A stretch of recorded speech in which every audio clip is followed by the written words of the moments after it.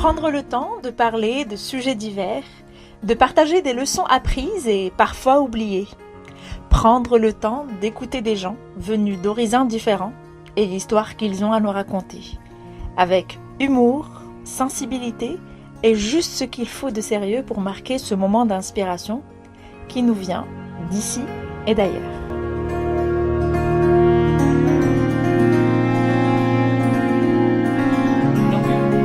Bonjour tout le monde et re-bienvenue sur la chaîne. Aujourd'hui, j'ai avec moi un invité spécial et c'est Judy Kael. Je ne sais pas si vous vous rappelez, mais la dernière fois que j'avais répondu à vos questions, vous m'avez beaucoup posé la question sur les études collégiales. Et je me disais, Komana, c'était quoi la réponse?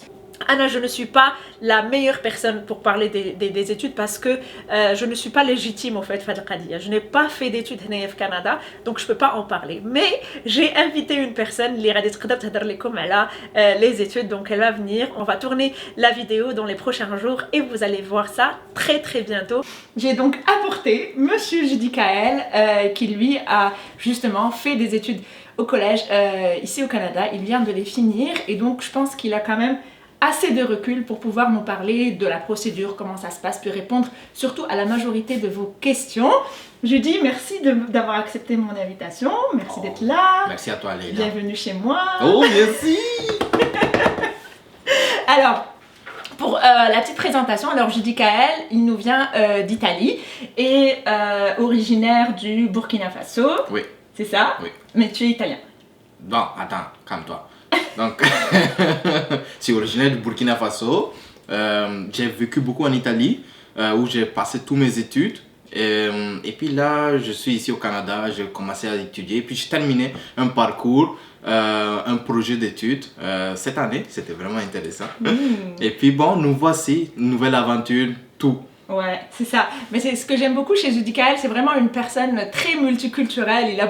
Il a au fait dans son parcours beaucoup de culture, beaucoup d'expérience et c'est quelqu'un de très généreux. Et donc moi personnellement, j'apprends de lui à chaque fois qu'on discute et tout. Je sais que tu maîtrises parfaitement l'italien, beaucoup mieux même que le français. Beaucoup mieux que le français. Genre vas-y, dis-nous par exemple, bienvenue tout le monde sur la chaîne de Leila. Benvenuti a tutti nel canale di Leila. Les spaghetti, non, il n'y a les pas de ravioli. Non. Non? Non. Non. Ok. On a des biscuits ici. Let's get started. On commence direct parce que si on commence lui et moi à parler, je pense pas qu'on va finir. J'espère très sincèrement que cette vidéo va pas être trop longue. On va essayer d'aller to the point, straight to the point directement et répondre à vos questions. Et la première question qui se répète très souvent, c'est est-ce que tu peux nous expliquer quelle est la différence entre des études collégiales et des études universitaires? Parce que quand je dis collège, et je comprends par exemple dans le système francophone, maghrébin, africain de façon générale, le collège fait partie du parcours primaire. Alors qu'ici, le collège c'est au post-secondaire, right? Oui. Mais quelle est la différence entre faire des études au collège et faire des études à l'université? D'accord. Tout d'abord, on doit savoir que les études collégiales sont des études d'apprentissage, d'accord? Donc, pour savoir bien quelle est la différence entre les deux, donc études collégiales et études universitaires, regardez, il n'y a pas vraiment beaucoup de différence. C'est juste que les études collégiales, ils sont un peu plus pratiques et puis ils sont basés vraiment sur la praticité. Waouh, la pratique. Merci beaucoup. Et l'université se base un peu plus sur la théorie. En nombre de pourcentage, on peut faire 70% au niveau de théorie et versus le collège. Donc c'est un peu ça. Sinon, les années au collège, les années à l'université, c'est la même chose. Donc vous pouvez terminer le collège et puis aller à l'université et puis ils vont vous créditer les mêmes années que vous avez fait, tout simplement parce que les cours sont identiques. Ok, donc concrètement ça veut dire qu'au collège tu as maximum 2 ans à 3 ans, c'est ça? Collégial.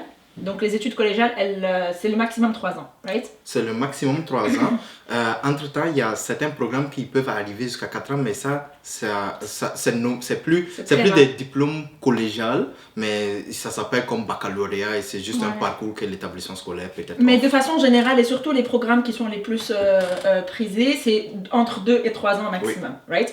Après, une personne, si elle a envie de continuer ses études à l'université, disons qu'elle a eu un diplôme de 2 ans au collège, et elle va à l'université, est-ce qu'elle va recommencer de zéro ou est-ce qu'elle va continuer ces 2 premières années? Ah non, vraiment pas, non. La personne ne va pas recommencer de zéro. Donc la personne va tout simplement continuer son parcours. Exemple, la personne a fait 2 ans au collège et puis veut aller à l'université, continuer toujours dans le domaine d'études.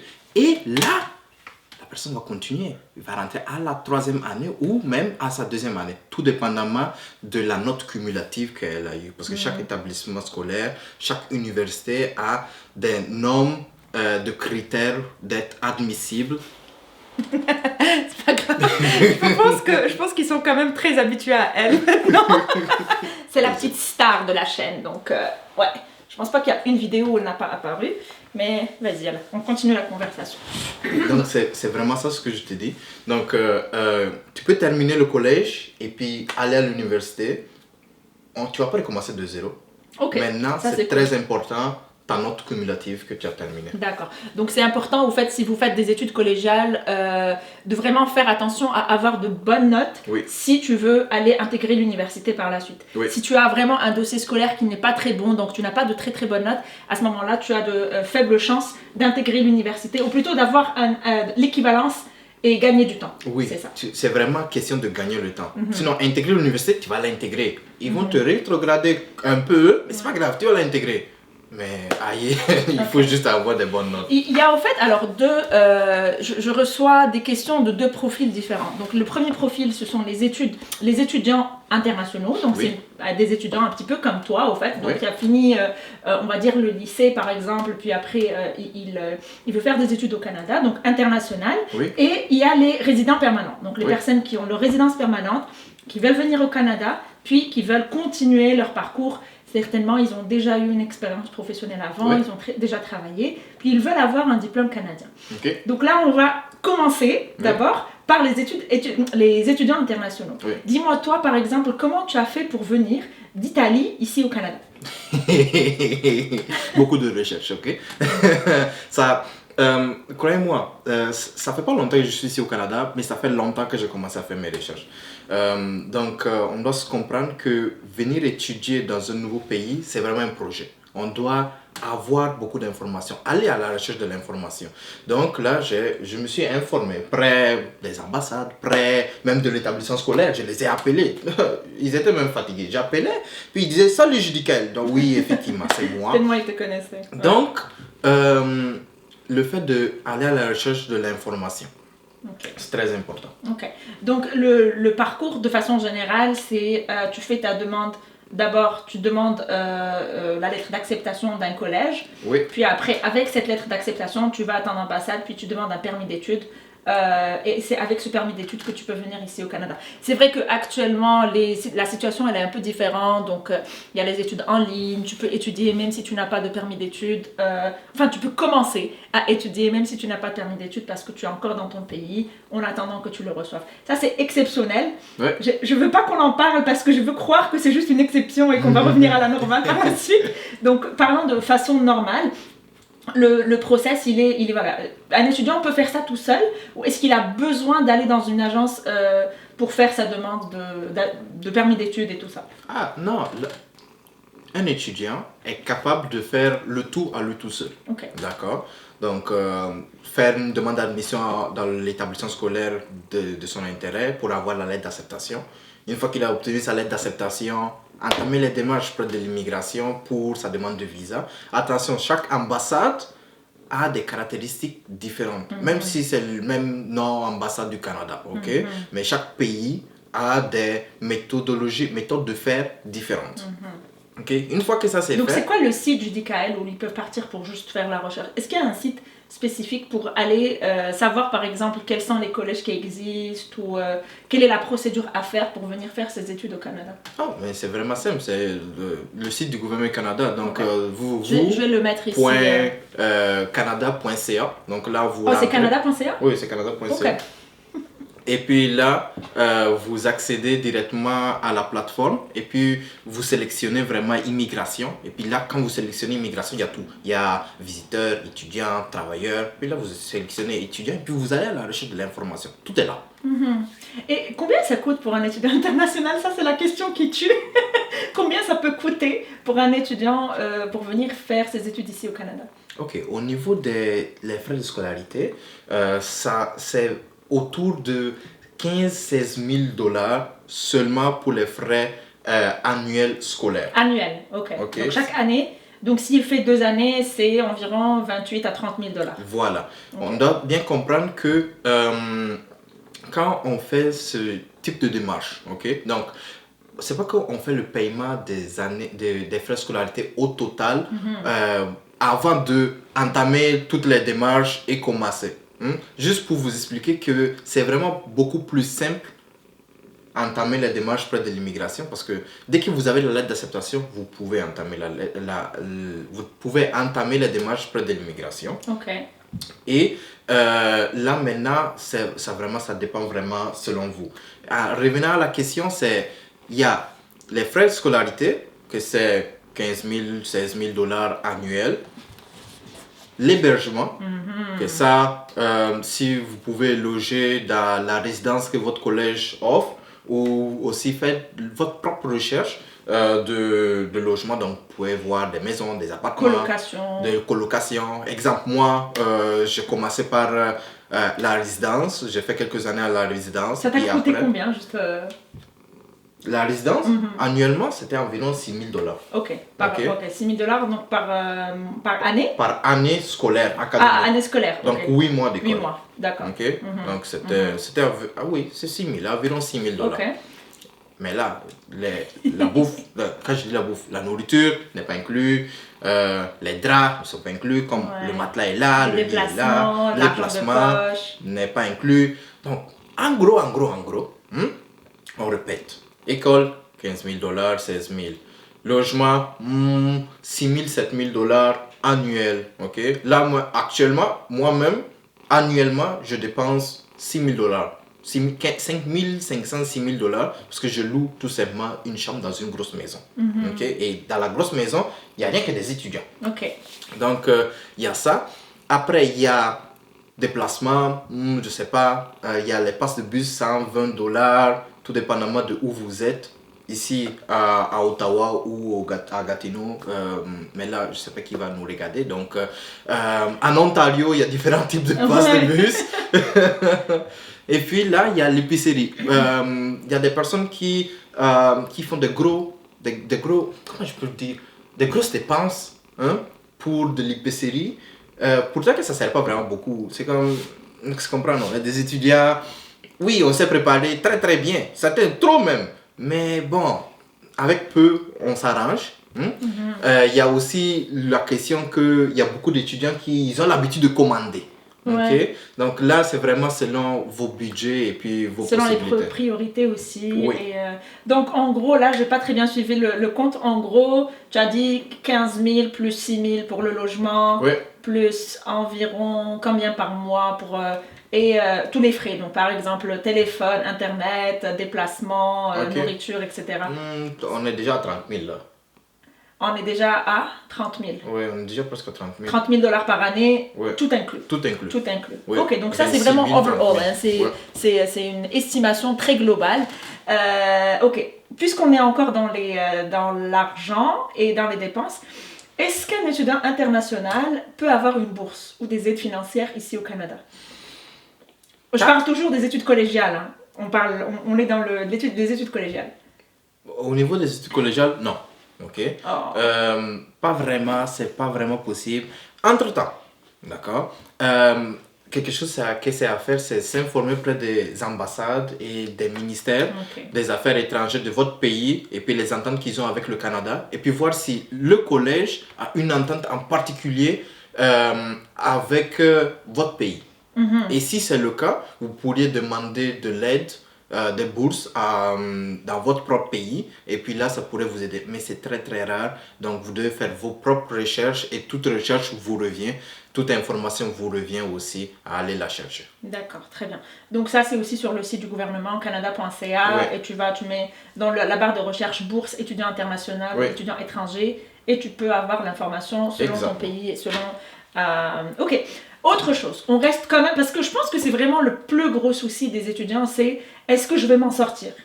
Est-ce que je vais mourir de faim? Est-ce que je pourrai payer mes dépenses sachant que mes parents ne vont certainement, enfin pas certainement, mais probablement pas pouvoir m'envoyer à chaque fois de l'argent en surplus. Donc, comment ça se passe? Un étudiant international, est-ce qu'il a le droit de travailler, par exemple? Oui. Pendant ses études. Un étudiant international a le droit de travailler par la loi qui est stipulée sur son permis d'études. On n'a qu'à bien se comprendre. Au début de la conversation, Léla a dit que une fois que vous faites vos démarches près de l'immigration, vous obtenez le permis d'études. Attention, vous obtenez le visa étudiant. D'accord? Oh, oui. Il y a quelque chose que on mélange un peu. Surtout pour les personnes qui nous écoutent de l'Afrique. D'accord? Les ambassades ont tendance de nous dire que c'est le permis d'études qu'on reçoit. Par contre, c'est le visa que vous recevez sur votre passeport. Donc, c'est un visa. Le visa vous permet de voyager, rentrer, sortir du Canada. Le permis d'études vous permet d'étudier au Canada. Et ça, vous allez le recevoir une fois ici au Canada, à l'aéroport, dès que vous descendez près des agents frontaliers. Ok. Donc un étudiant peut travailler, je pense pas que... Bon, oui, c'est vrai, je ne l'ai pas répondu à la vérité. Un étudiant peut travailler, oui. Il y a des règles à suivre. Il y a un nombre d'heures maximales qu'un étudiant c'est 20 heures par semaine. Peut travailler à l'extérieur du campus. Ouais, 20 heures à l'extérieur du campus, mais il peut trouver un travail dans le campus. Et là, il travaille autant qu'il veut, il n'y a pas de limite d'heure. Oui, mais ça, c'est à l'intérieur du campus. Ouais, à l'intérieur du campus. Franchement, c'est... Même moi, je suis en train de mieux comprendre la réalité des étudiants ici, étudiants internationaux. Ok, maintenant, je vais passer à l'autre cible qui est les résidents permanents. D'accord. Donc, quelle est la différence entre un étudiant international et un résident permanent en termes d'études collégiales? Bon, c'est très simple. Les frais de scolarité, d'abord, ils sont très différents. Un étudiant international, je vous l'ai dit tout à l'heure, c'est environ 15 000, 16 000 dollars l'année. Un étudiant résident au Canadien, ses frais de scolarité, c'est environ 4 000 dollars l'année. Oh wow, donc c'est vraiment 10 000 dollars de moins. C'est vraiment 10 000 dollars de moins. Ouais. Ça, c'est la première chose. Deuxième chose, c'est que les étudiants canadiens ou résidents ont droit aux bourses. Oh, ok. D'accord? Peu importe où tu es canadien, tu es résident, tu veux étudier, tu as droit aux bourses. Donc finalement, même les 4 000 dollars par an, ils ne les payent pas au fait? Non, ils ont le temps de le payer petit à petit au courant des prochaines années. Ok.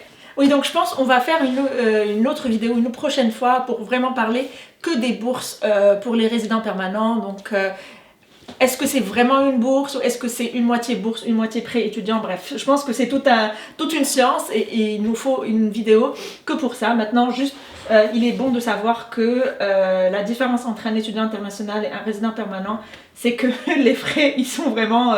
moindres. Complètement différent et un résident permanent il a plus d'avantages, entre autres il a droit à la bourse comme un Canadien au fait. Et d'accord, donc ça c'est vraiment en rapport avec les frais de scolarité. Maintenant, étudiant international ou résident permanent, la question qui se revient le plus souvent c'est quel programme je devrais choisir? C'est parce que je pense que le problème d'orientation, il est très présent chez presque tout le monde dans nos carrières. Donc on ne sait pas au fait, est-ce que je fais quelque chose qui me plaît parce que moi j'aime dessiner, donc je vais aller faire dessin 3D par exemple, ou alors moi j'aime cuisiner, je vais aller faire art culinaire, ou alors est-ce que je vais faire administration parce que c'est ça qui est demandé dans le marché du travail. En général, toi, parce que je sais que tu as travaillé avec beaucoup d'étudiants, donc tu as pu vivre cette expérience-là avec plusieurs. Est-ce que tu as un conseil à donner pour les personnes, juste pour savoir, il n'y a pas de formule magique, ça je le sais, mais pour savoir, est-ce qu'il y a un moyen pour savoir quelle est la bonne formation à prendre et le bon chemin à prendre? C'est vraiment simple. Tout est simple avec Judica, c'est ça que j'aime en fait. Non, mais ça c'est vraiment simple, c'est trop même simple. Ok, Léla l'a dit, il n'y a pas de formule magique, il n'y a pas de abracadabra. Un futur étudiant qui est en train de rechercher un peu c'est quoi le programme qu'il aimerait faire, selon moi, et une suggestion que je donne aussi à l'étudiant, c'est pas, il ne devrait pas regarder c'est quoi le domaine qui explose actuellement ici au Canada et puis c'est ça qu'il doit aller se concentrer pour le faire, parce que à un moment donné, la personne va se fatiguer d'abord à étudier le programme et puis il ne va même pas durer dans le domaine d'études ou bien le domaine de travail qu'il va choisir par la suite. Donc, ce que je vous suggère, c'est que faites quelque chose qui vous plaît. D'accord? Ici au Canada, il n'y a pas de problème de travail. Ça, c'est selon ce que moi je dis. Mais oui, c'est vrai. D'accord? C'est vrai. Si une personne a un problème de travail ici, Il va au McDo. non, c'est pas ça l'histoire. Non, laisse ça. Ça, c'est un bon travail, ça aussi. On ne va pas discriminer certaines choses. Ah non, on discrimine pas. Attends, c'est pas ce que j'ai dit. Mais je veux dire, s'il a besoin de travailler, Oui. il y a des petits jobs où tu peux aller, ce qu'on appelle les jobs alimentaires, au McDo, au Walmart, ou dans les fast-food, etc. Absolument. C'est pas parce que c'est discriminatoire, mais c'est parce que c'est facile d'accès, au fait. C'est très, très facile. Mais ce que je vais vous faire comprendre, c'est que si une personne dit qu'il ne trouve pas le travail ici, c'est pas parce qu'il n'y a pas.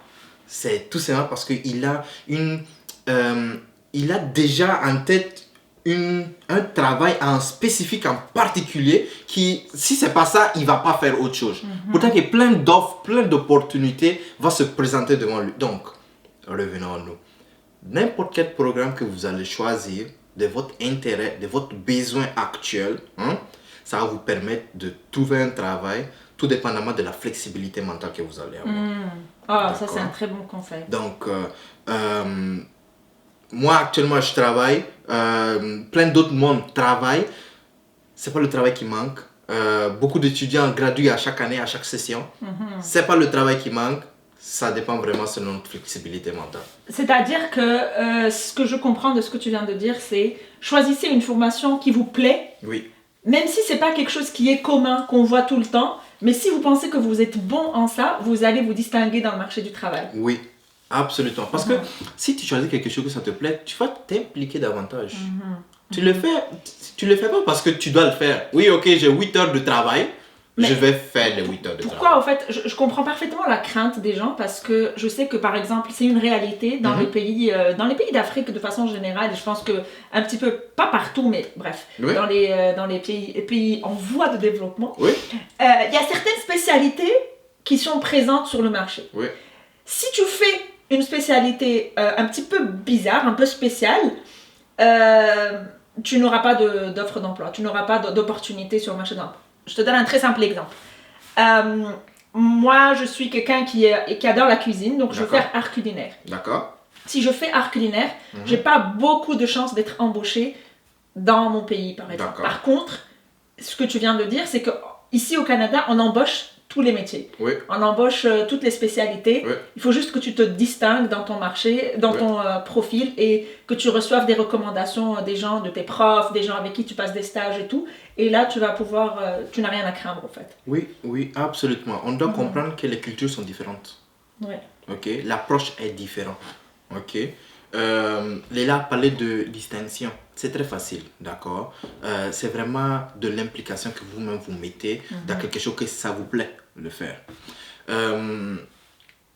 Croyez-moi, ce que vous avez entendu jusqu'à présent là, ça semble super compliqué, mais c'est vraiment pas compliqué. Oui, c'est vrai, les personnes ils ont passé par là, tout le monde dit que c'est facile. Tout le monde, moi aussi j'ai commencé dans quelque part. Je vous dis, ma première année scolaire, j'ai tapé ma tête 2-3 fois. Ça n'allait pas vraiment bien, mais me voici ici. Oui. D'accord? Donc, tout le monde a des défis. Ok? Il faut juste essayer autant de fois pour dépasser ou bien surmonter ce défi. Ouais. Puis, je pense qu'on ne pourra pas lister ici toutes les spécialités qui existent dans les études collégiales parce qu'il Non, il y en a plein. Il y en a tellement, donc je vous laisserai juste le soin d'aller faire des recherches. Mais je pense... you name it. Vraiment, pense à une spécialité et tu la trouveras dans les études collégiales parce que, comme a dit Judicaël au début, ce sont des études professionnelles, donc qui sont vraiment très pratiques. Du coup, il y a aussi les métiers, il y a le design, il y a l'audiovisuel, il y a plein de choses au fait qui ne sont pas... Enfin, qui ressortent un petit peu de l'administration. Parce que tout le monde veut faire administration, tout le monde veut aller dans l'administration des affaires parce qu'il se dit « j'aurai plus de chances d'être embauché par la suite ». Mais si tu es bon en quelque chose et si tu sens que par exemple tu es bon en maths, ou tu es bon en informatique, ou tu es bon en dessin, ou tu es bon en plomberie, ou whatever, vraiment, peu importe là où tu es bon, juste essaye de choisir une formation qui correspond à tes centres d'intérêt et tu auras certainement ta chance d'être embauché. Est-ce qu'il y a une différence dans le marché de l'emploi entre un diplôme collégial et un diplôme universitaire? Non. Bon, ça a été très rapide. Ok, prochaine question. Non, il n'y a pas. Je vous explique. Une personne qui a terminé 4 ans d'études à l'université, premier cycle, d'accord, et une personne qui a terminé 2 ans ou 3 ans au collège, premier cycle, il n'y a même pas un deuxième cycle chez nous. C'est la même chose. Ouais, c'est la même chose. C'est la même chose. Quand ils vont sortir, nous tous, actuellement, moi j'ai gradué, ok, je pars à la recherche de l'emploi, je trouve, par exemple, Leïla vient de terminer à l'université, premier cycle. Ah, salut Leïla, bah, c'est le même travail qu'on va postuler. C'est vrai, on est tous dans le même, dans les mêmes postes, entrée de, comment on dit déjà, entrée de entry level, ouais. entry level. Mais la différence, et là je pense qu'on va en parler dans une autre vidéo, la différence c'est l'évolution. C'est dans l'évolution de carrière. Peut-être que si tu veux avoir un poste beaucoup plus managérial, il y a certains postes qui exigent d'avoir un diplôme universitaire. Autrement, il n'y a pas de différence. Non, il n'y a vraiment pas de différence. Et pour le travail qu'ils exigent comme un diplôme universitaire, j'ai fait quelques recherches et puis j'ai découvert que c'est parce que, on a qu'à se comprendre, je vous ai bien dit, les études universitaires c'est un peu plus pratique. Donc, ce qu'ils partent rechercher, c'est vraiment la façon de penser et le niveau de stress jusqu'à où ils peuvent vous pousser. Donc, c'est pour ça que certains emplois, ils demandent comme des diplômes en spécifique. Une dernière question, c'est pour les personnes qui ont déjà eu dans une autre vie, une autre carrière. D'accord. Donc, il a par exemple 30 ans de carrière en informatique. Okay? Puis il vient ici au Canada en tant qu'étudiant international ou résident permanent, puis il veut refaire ses études. Est-ce qu'il est obligé de faire ses études dans la spécialité où il était avant? Non. Ou il peut juste commencer... Non. Ah, tu vois, c'est des réponses très rapides. Non, c'est bon, ok, on passe. non, la personne peut étudier là où il veut. Ouais. D'accord? Ça ne veut pas dire que tu as fait 30 ans en électricité que tu ne peux pas commencer une nouvelle carrière en cuisine ou bien en art design ou bien je ne sais pas quoi, maçonnerie. Bon, je ne sais pas. Ouais. Tu peux commencer là où tu veux et quand tu veux. Il n'y a pas de limite d'âge. Il n'y a pas de limite d'âge et puis il n'y a pas de discrimination. Et c'est vraiment ça que j'aime en fait, moi, dans les études, dans le système des études ici au Canada, c'est que j'ai vu passer devant moi des gens qui ont fait carrière pendant, je sais pas, 20 ans, 30 ans de carrière. Ils sont venus ici. Quand je dis 20 ans, 30 ans, c'est la dernière fois, j'avais parlé avec un professeur universitaire en philosophie en Colombie. Et il est venu ici avec sa petite famille pour s'installer au Canada et il est en train de refaire ses études. Et là, il a fait la spécialité de travailleur social. Donc, le gars, au fait, il a 65 ans, je pense, ou même plus. Ouais. Et quand il a partagé son expérience avec moi, j'ai dit, wow, hands down, vraiment... bravo pour ton courage parce que là tu recommences tout à zéro, mais c'est parce qu'ici aussi le pays donne cette possibilité, donne cette possibilité de réorientation et de recommencer une nouvelle vie et peut-être aussi de réaliser ses rêves, des petits rêves qu'on avait avant et puis là c'est possible en fait, tu peux le faire. Absolument. Petite histoire, c'est que dans ta propre classe, ok, tu peux retrouver des personnes qui sont très très très jeunes.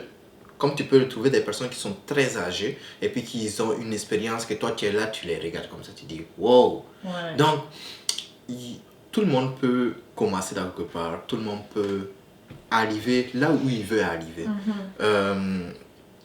C'est vraiment, ça dépend vraiment selon ta propre volonté, je dirais. Judicaël, toi tu es vraiment un étudiant qui s'est beaucoup démarqué pendant son parcours et au collège, là où il était. Donc vraiment tout le monde connaît Judicaël. Judicaël, c'est la star. Est-ce qu'il y a un conseil que tu peux donner aux étudiants ou aux personnes qui veulent commencer des études collégiales? Est-ce qu'il y a un conseil pour qu'ils puissent réussir au fait leur parcours par la suite? Ah, j'en ai 2. C'est très simple. Encore. Tout est simple avec Judicaël. Non, mais c'est vrai. Il faut juste les appliquer. Ok. Donc, premièrement, allez-y à la recherche de l'information. D'accord? Ça, mettez-le dans quelque part, notez-le, lisez-le le matin, le soir, l'après-midi. Mais allez vraiment à la recherche de l'information. Ce que j'ai remarqué en ma première année, c'était que les personnes, ils arrivaient devant d'autres mondes et puis ils avaient plein de questions dans leur tête. Mais posez pas la question. Hein? Le bureau est là, la porte est ouverte, la dame est là, elle te regarde. Mais tu poses pas ta question. Comment tu vas résoudre ton histoire? D'accord? Donc, allez-y vraiment à rechercher l'information. Et deuxièmement, ça, c'est vraiment cool. D'accord? Deuxièmement, vous devez être libre d'esprit. D'accord? Comment je peux vous l'expliquer? Être libre d'esprit.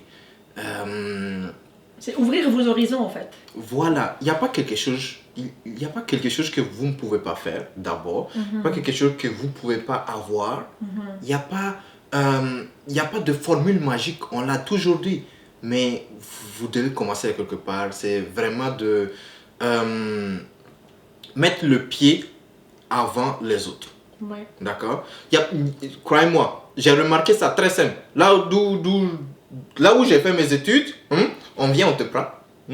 On te dit, va ici, va là-bas, fais comme ça, fais comme ci, assis-toi et continue. Ici, j'ai remarqué. Après les premiers 2 mois, j'ai dit, je vais faire comment? Là, j'arrive, le monsieur me dit, non, il me dit rien. Il attend que je vienne et puis il lui dit, monsieur, je n'ai pas compris. Et puis là, il va te dire, qu'est-ce que tu n'as pas compris? Et puis toi, tu vas lui expliquer. Et puis là, étant donné qu'il a vu que tu as fait une action, que tu cherches de t'en sortir, là maintenant, lui aussi, il va chercher de t'expliquer mieux, chercher de ouvrir tes horizons, chercher de t'aider. Donc, si tu ne pars pas demander, et là on revient toujours à la première, tu ne pars pas demander de l'aide, tu ne pars pas demander de l'information, ça va être compliqué. Mais bon, nous on est des bonnes personnes. Oui, c'est ça. Et puis je crois en vous et Inch'Allah, j'espère que vous allez réussir dans votre projet d'études, que ce soit collégial ou universitaire. By the way, la prochaine fois, donc, on va parler des études universitaires. Donc je dis qu'Aël a eu la gentillesse aujourd'hui de nous éclairer un petit peu sur la réalité des études collégiales au Canada et la prochaine fois, on va passer à la deuxième étape. Merci Judy. Non, de rien. Merci beaucoup pour tous tes conseils et tes informations. Et puis voilà. Sur ce, moi je vous dis à très très bientôt. Dites-moi si on a répondu à vos questions ou si vous avez encore d'autres questions. Peut-être qu'on ferait une part 2 si vous avez beaucoup de questions en rapport avec les études collégiales. Ça nous ferait plaisir d'y répondre. Juste mettez-moi ça en commentaire et je vous dis à très très bientôt. Ciao ciao. On fait partout quoi.